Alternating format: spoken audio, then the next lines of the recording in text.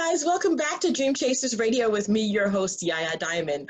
I am having a wonderful time. It is thundering and lightning outside, and if you know me, you know I'm a wimp, so give me a second to close everything up, but we will be right back. Don't you go nowhere.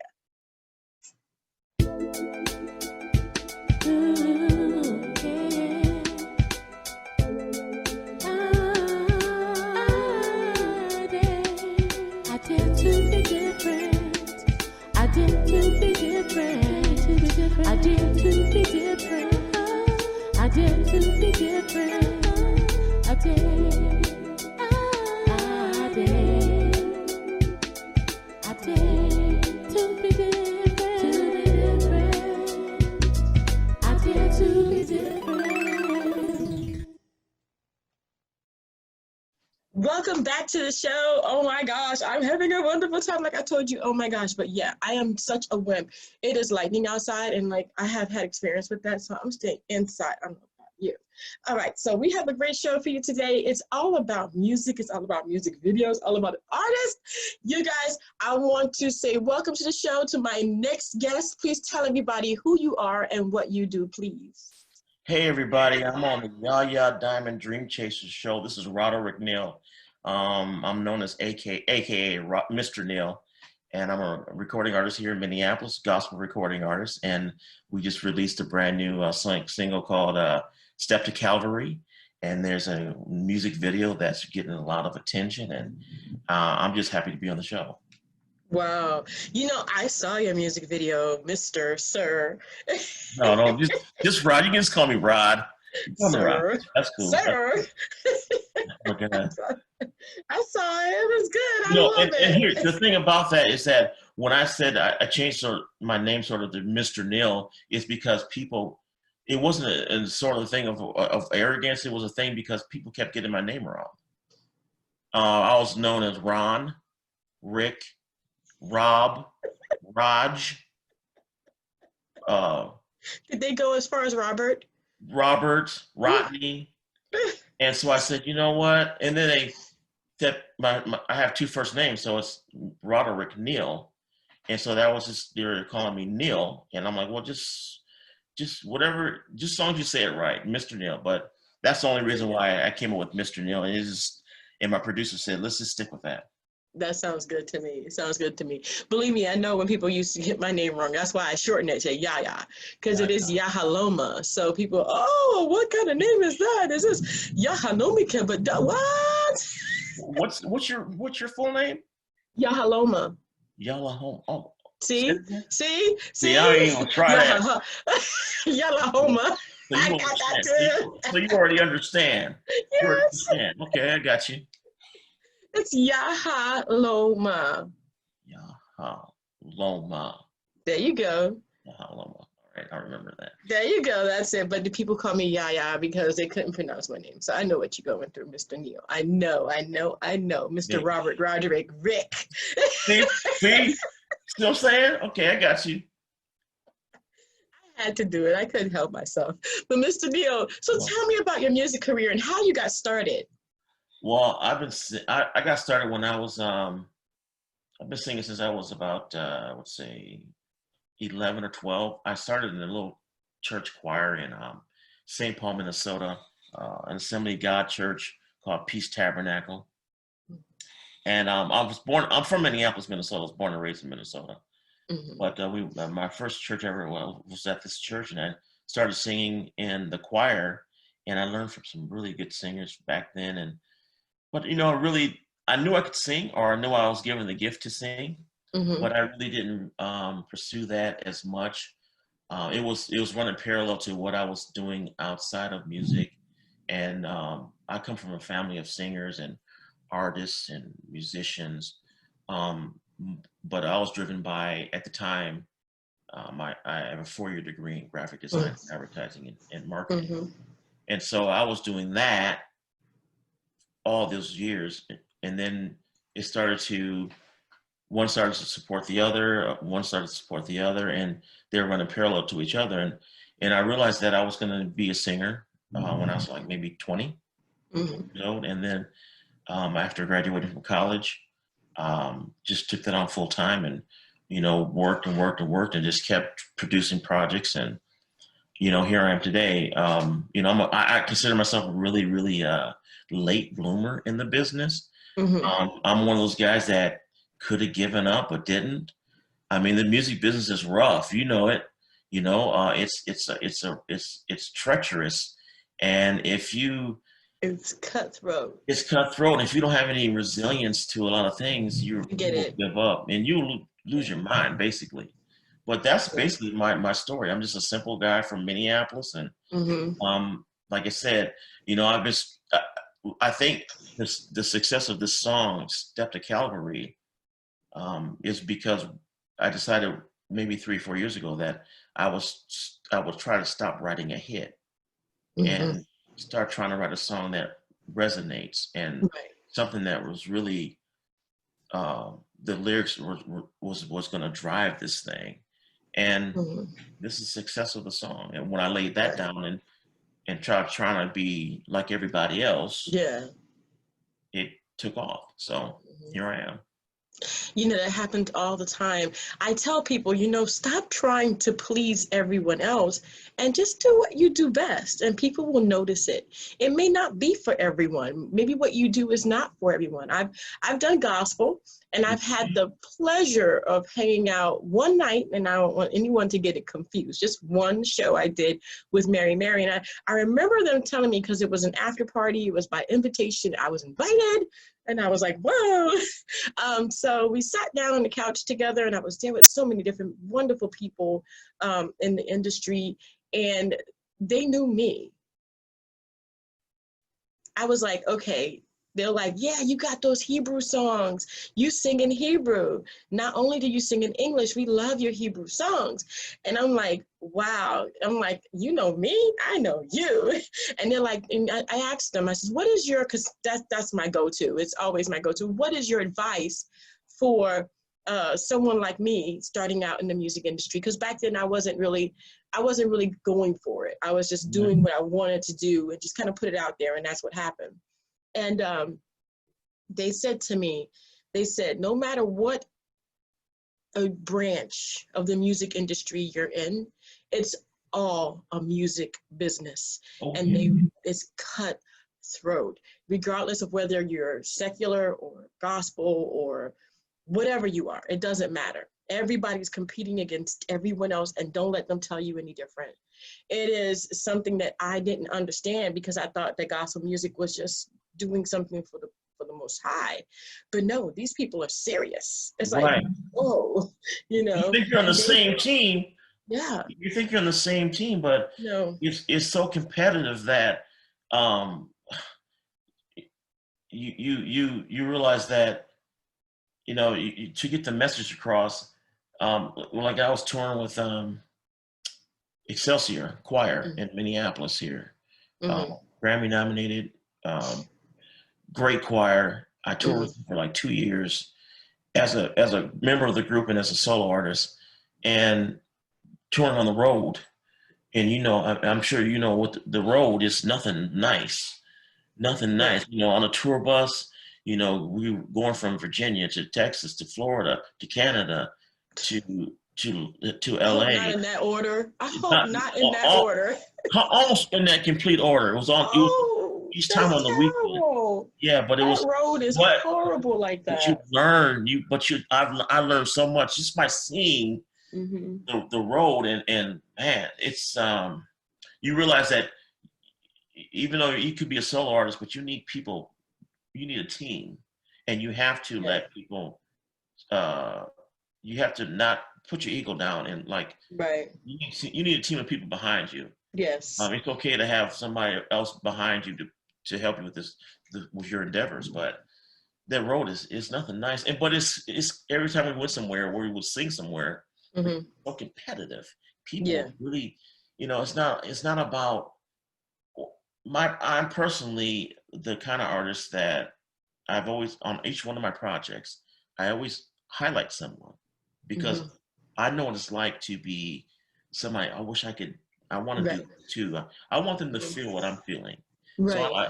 I like to highlight young people on my CD, People who are my age, whatever, but people who are talented and never get the chance to do it. Right.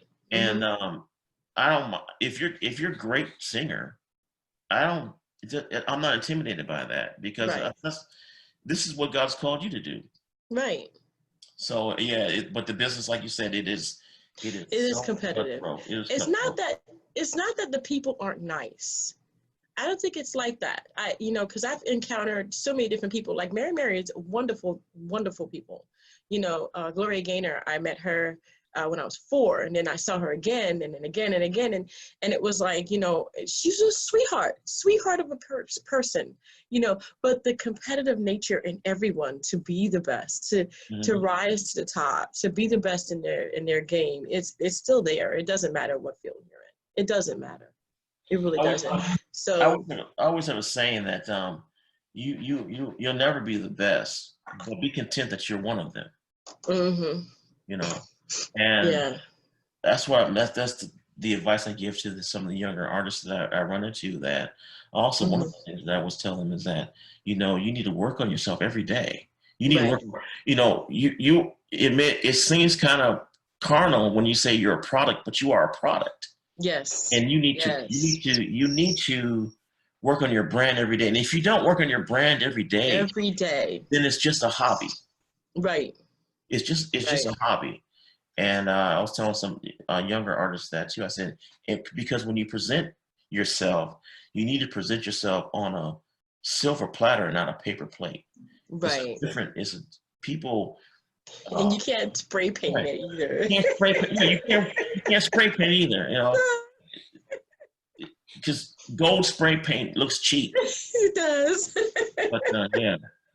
But you have to work on your brand every day. And I started doing that a few years back, and like, let me just get myself together here, and just reevaluate what your motives are. If your motives are just to be rich and famous, good luck. Good luck to that. Pack a lunch on that. Right. In the gospel arena. Yeah, it doesn't happen that much. Right. Very few far in between. Right. No. Oh yeah. This is my ninth studio project, and this is the one that so far is the most successful. It takes a while. It takes a while. Like I said, I'm a late bloomer. I know I'm a late bloomer on this. Well, I mean, what is a late bloomer? I mean, when you really are following the path you're supposed to be on, when you really do come into your own, what age are you supposed to be? That's a good question. I think that all the struggles and challenges you have early in your career is just preparing you for when it's your turn. Correct. So then who is a late bloomer then? Someone who's been there, and somebody they've seen you before. They've seen this flower before, but they really, just walk past it until they see an actual. Then it's something like they just automatically notice you in a different light. Okay, but you could have already bloomed, and the light wasn't shining on you yet. That's a good. Hey, I'm always looking for answers. Okay. And I'm always trying to figure things out too. That's a good. I think that I think that we all do bloom in our own time, and a lot of people don't notice us because they're still struggling to bloom themselves. They haven't bloomed themselves, or they're trying to shine a light on themselves, and it doesn't work that way. We all have our time, and there is, to me, no such thing as a late bloomer. Because we're in our time, then we just bloom in our time, or we've bloomed and the light has yet to come our way. So some people bloom at night, like flowers that bloom at night. Some of them only bloom at night. In the midst of the trials, in the midst of all the circumstances and everything, there they are blooming. So it's you have to be. I think it's not so much, and this is for me. For me, it was not so much that people were looking at me, because when people are looking at me now, but I've been here for a while, but I've been blooming for a while, and I think that I bloomed for myself.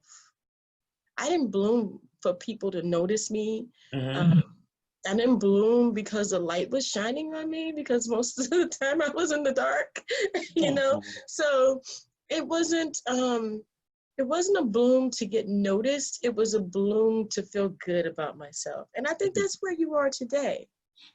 You know, I agree.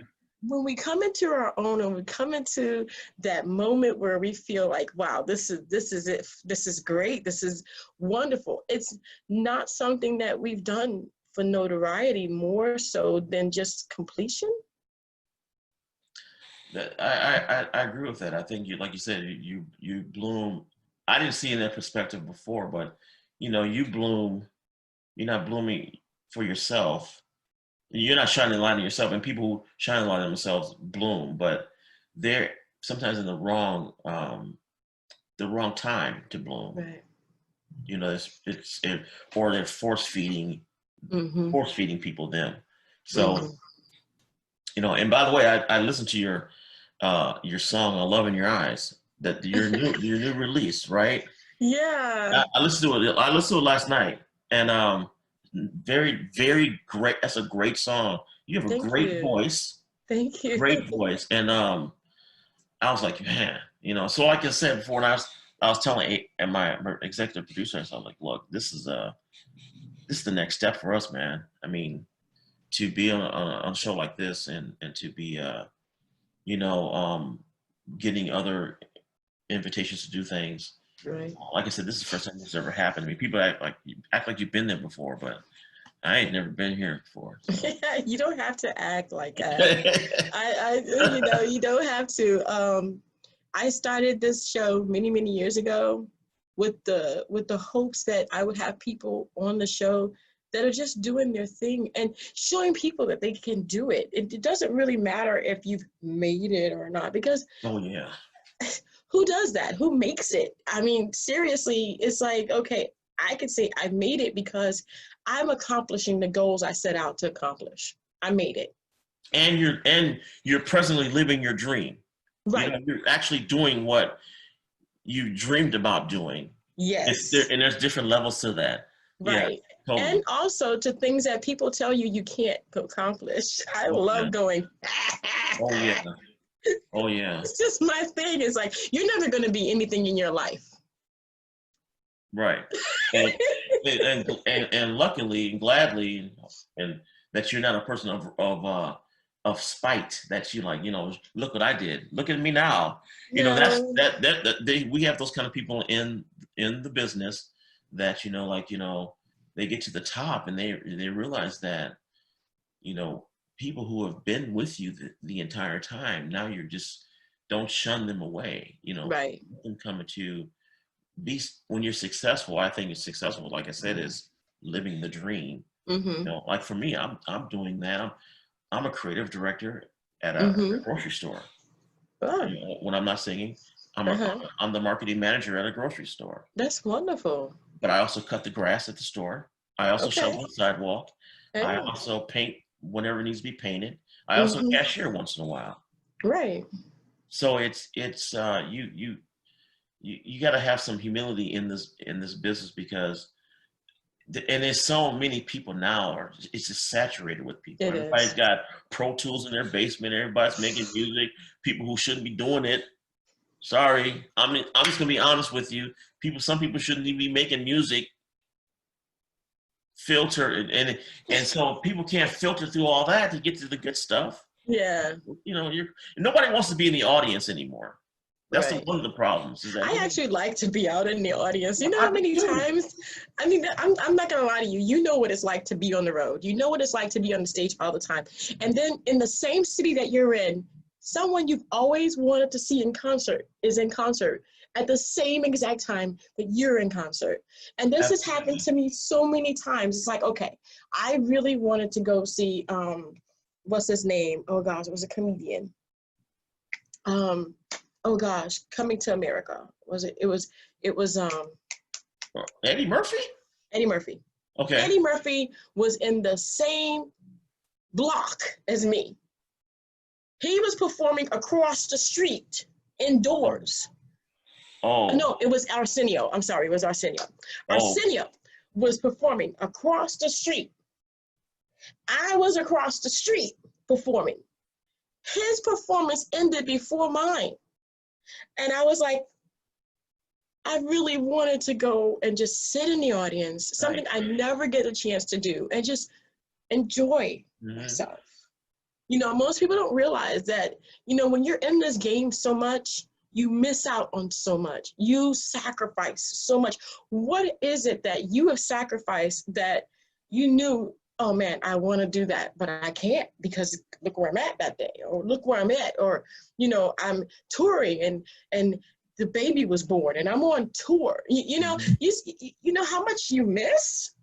You miss a lot. You miss a lot. You miss a lot.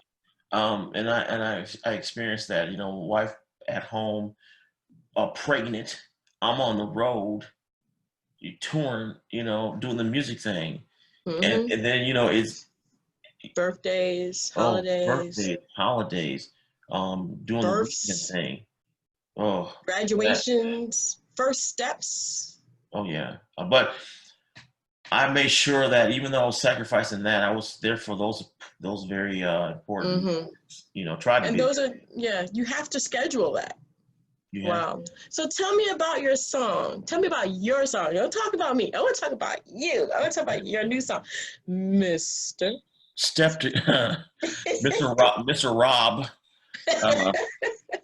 Step to Calvary is a song that was co-written by me and executive producer Adrian Davis, and it's a song that just testifies. It's sort of it's a stepper's cut, a stepper's song, but packaged up in a Christ package. You know, it's a song that, you know, it can cross different genres and different radio stations and different.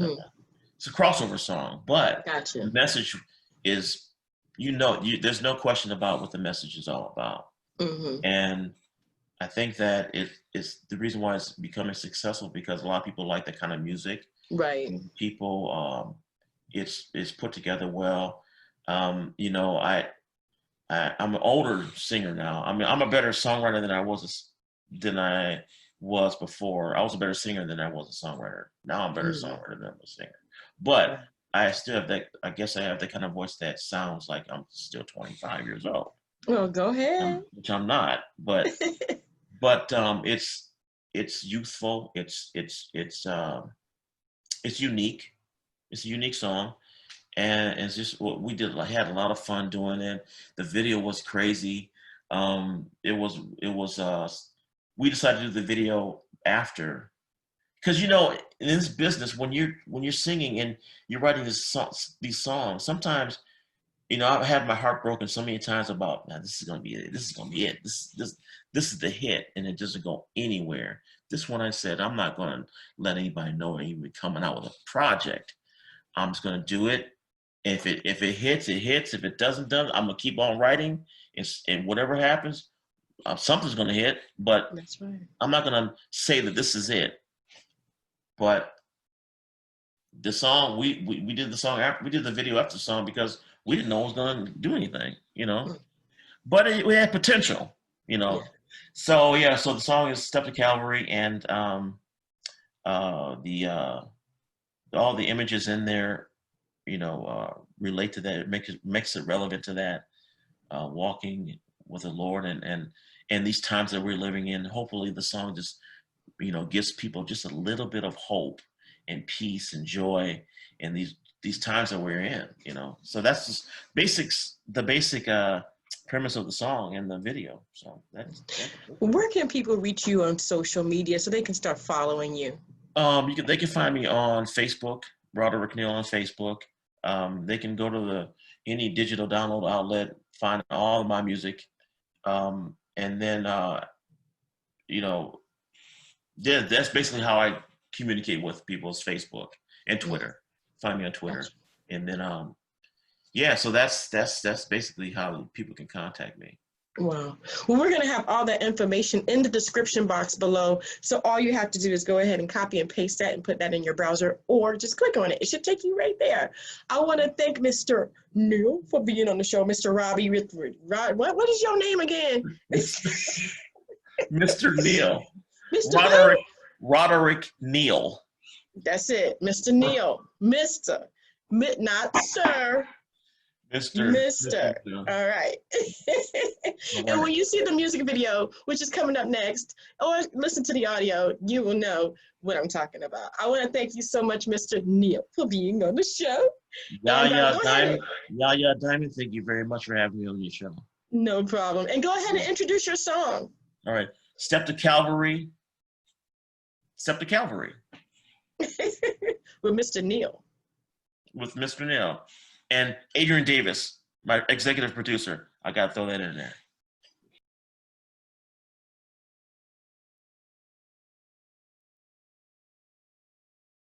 We need to get moving on here. Is that a problem? No, Pops, it's not a problem. I mean, Pops? Mr. Neal. Pops? To the bunker, sir. Yeah, the bunker.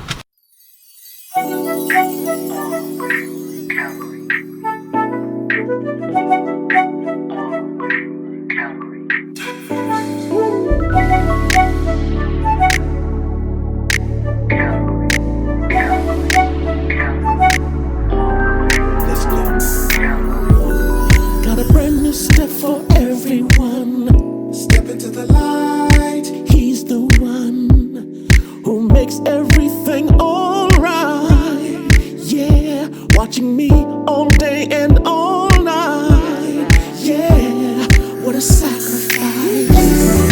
All the way to Calvary. He made that final step for me. On the cross, he died. And now I'm alive. When I think about what you did for me on that cross, you took my shame and you made it yours. I can't help but be grateful, grateful in my heart. What a beautiful Savior you are. You bring me joy when I'm feeling blue. That's why I cast my cares on you, 'cause you make it alright. Yeah, watching me all day and all night. What a sacrifice. All the way to Calvary. Yes, it did. Oh, yeah. He made that final step for me. On the cross, he died. Sacrificed it all. And now I'm alive. Just for me, just for me. All the way to Calvary. He made that final step for me. On the cross, he died. Ooh, just for me. Well, I'm alive. Well. Ooh, here we go. 1, 2, 3. Step back, come back. Let's go. Step back, come back. To the left, to the right, to the left, to the right. So keep stepping for Christ. All the way to Calvary. He did it all just for me.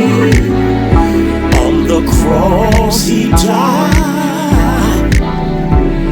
And now I'm alive, I'm alive. All the way to Calvary. There's only one way.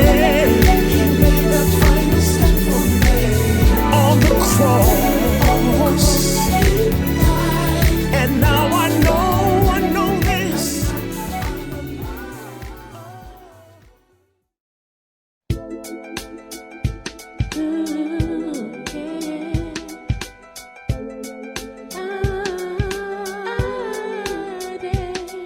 I dare to be different. I dare to be different. I dare to be different. I dare to be different. I dare.